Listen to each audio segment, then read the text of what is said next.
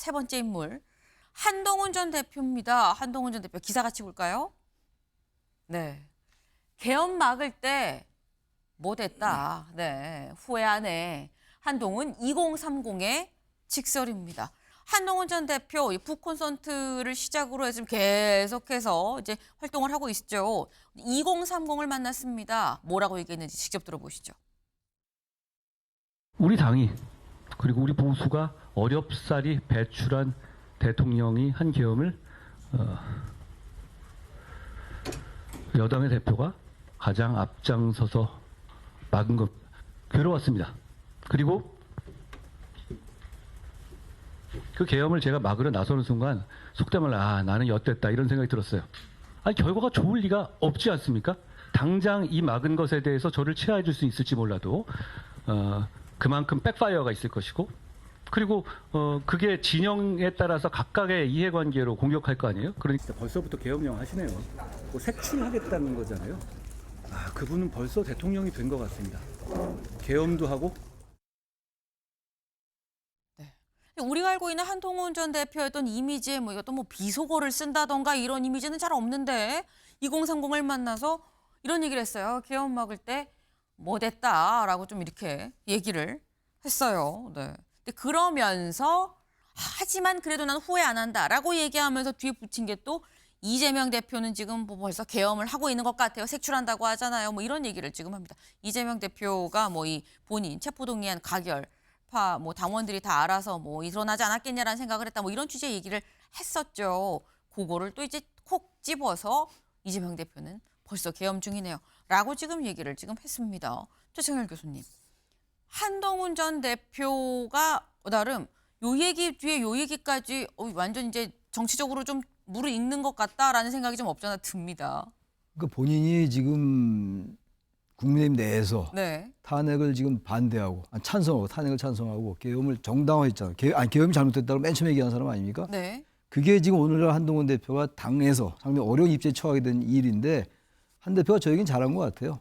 자신의 확실한 정체성을 얘기한 거니까 아까 무슨 얘기는 비속어는 젊은 사람들 앞이니까 얘기한 것 같고 뭐 크게 나오는 문제도 없는 거 같고 저 정도는 할 수 있다고 봐요.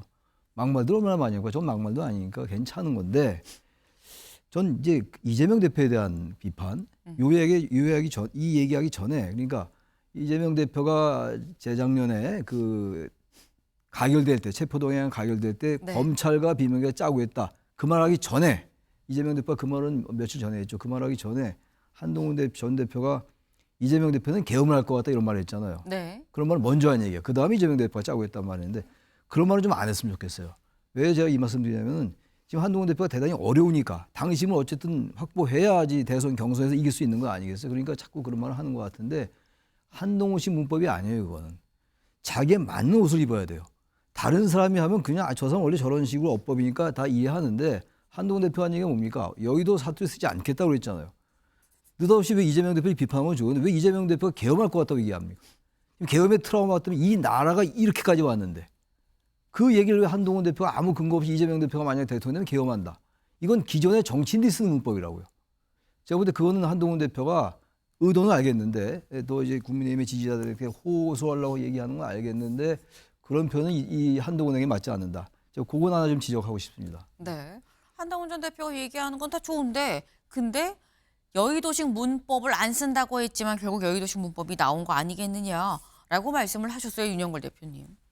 저는 뭐 한동훈 대표가 저렇게 정치 제기를 한 거는 뭐라고 할 수가 없죠. 뭐 당 대표로 했던 사람으로서 하지만은 저렇게 좀 너무 성급한 거 아닌가 뭐 이런 생각이 좀 들어요. 좀 더 시간을 좀 갖고 해야 되는데 지금 조기 대선을 지금 전제로 하고 나오는 거 아니겠어요? 책을 내고 하는 거는. 근데 지금 지난번에 저는 비상계엄 해제에 야당하고 손잡고 한 거는 네. 그거는 어제도 뭐 비상계엄 놔뒀으면 유혈 사태가 났을 거다 여러 가지 얘기하는데 그거는 한동훈 전 대표를 비판할 수는 없다고 봐요. 근데 이제 탄핵 과정에서 윤 대통령이 그때 담화문 발표했잖아요. 비상계엄. 네. 그 이후에 그건 뭐 담화문 보고서 사실상 내란 자백이었다. 그리고 빨리 직무정지 시켜야 된다. 오히려 윤 대통령을 내란으로 몰고 가는 또 앞장을 섰어요. 그래서 그 면에 대해서 앞으로 이 국민의힘 지지자들한테 어떻게 설명을 할 건가. 예, 그게 굉장히 중요한 과제 아닌가. 지금 정치 재개를 한다지만은 지금 반윤석열의 어떻게 보면 선봉에 지금 서는 자격인데 그만큼 자기의 그 영역이만큼 있을까. 며칠 전에 왜 박근혜 전 대통령도 그런 얘기 했잖아요. 예, 집권당 대표가 소신이 지나쳐서 사사건건 마찰하는 게 바람직하지 않다. 저는 그거 누구 보고 겨냥한 거겠어요? 저는 한동훈 대표를 겨냥한 거라고 봐요. 네. 본인이 유승민 전 원내대표가 증세 없는 복지는 허구다. 그때 정면으로 치받치면서 그때 굉장히 갈등이 많았잖아요. 그것처럼 한동훈 대표에 대한 좀 비판 이런 게 영역이 갈수록 넓어져서 저 배신의 정치 저걸 프레임을 깨는 게 관건이겠다. 2030하고 중도층을 겨냥한다지만은 쉽지는 않을 것 같다 이런 생각이 듭니다. 네, 한동훈 전 대표가 좀 너무 성급하게 나온 것 같다라는 취지의 말씀을 하셨어요. 네. 근데 지금 한동훈 전 대표는 지금 굉장히 광폭 행보를 보이고 있죠. 매일매일 지금 일정을 좀 소화하고 있습니다. 심지어 쇼츠도 이번에 나왔어요. 쇼츠 같이 보고 올까요? 대구 경북의 시민 여러분 안녕하십니까, 한동훈입니다. 제가 정치를 결심하게 된 날이 법무장관 당시에 동대구역 금요일 밤이었습니다. 그 밤의 마음을 기억하고 있습니다. 여러분과 함께 하고 싶습니다. 찾아뵙겠습니다. 고맙습니다.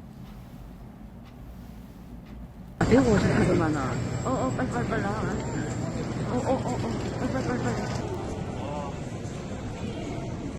됐나? 같이 찍어야지. 좋은 길을 좀 갈게. 네.